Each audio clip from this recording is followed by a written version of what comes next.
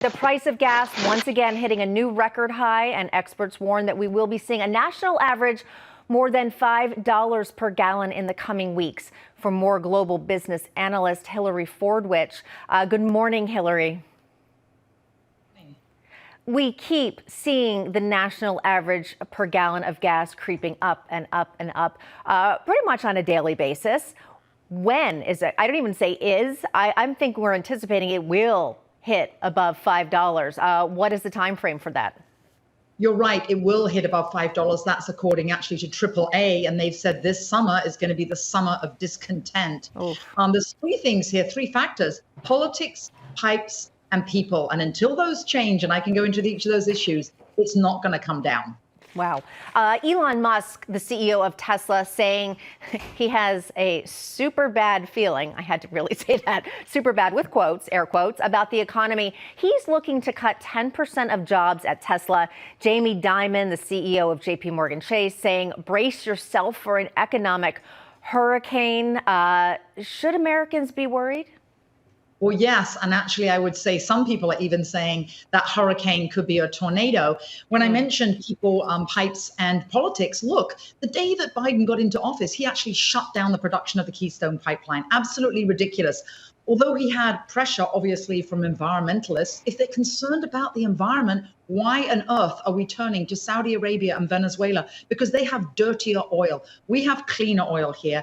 Our domestic oil is good oil, better oil. And think about the fact that they're just releasing reserves from the Strategic Petroleum Reserve.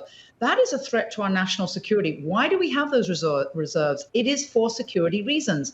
Then that's about the pipes and the politics. What about the people? When you pay people to stay home, people aren't going to go to work. So there also aren't enough people in quotes, the pipeline to even get the flow going through those pipes. So it is literally a tsunami, or I would say a collision of storms coming together. So Jamie Dimon, of course, is right. You said maybe a tornado, not necessarily even a hurricane. All right, there's a little bit of good news. The U.S. did add 390,000 jobs in May. Now, that was beating expectations, but that unemployment rate stayed at 3.6%. So is that good news for the economy, the new jobs? Well, the new jobs are always a good news because there are more people employed and they're not on welfare doing something else. So that's always good news, yes. However, due to this, the Fed is going into what they're calling quantitative tightening. That's QT, because they don't want the economy to overheat. We're most likely going to go into a recession anyway in 2023, whether it's the overheating of the economy, the quantitative tightening, let alone the supply chain issues, which still haven't hit in full.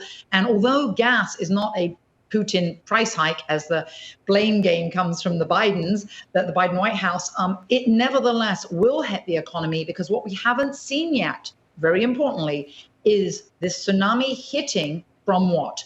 From the price of gas going up affects everything in every aspect of the supply chain. Wow. So yes, going to be bad. All right, hurricanes, tornadoes, tsunamis, figuratively, of course. But turning now to Meta, Facebook's parent company. Sheryl Sandberg, Meta's COO, is leaving the company after 14 years to focus her attention on philanthropic initiatives. What impact will this have on Meta, and should investors be concerned? Well, actually, investors are a little concerned, mainly because obviously she was behind monetizing what was just a social network when she got there. And by the way, she did take an immense leap of faith, being at the time 38 years old, and Zuckerberg was only 23. But she took a big leap of faith, and monetizing that social network meant that it has done very well for investors.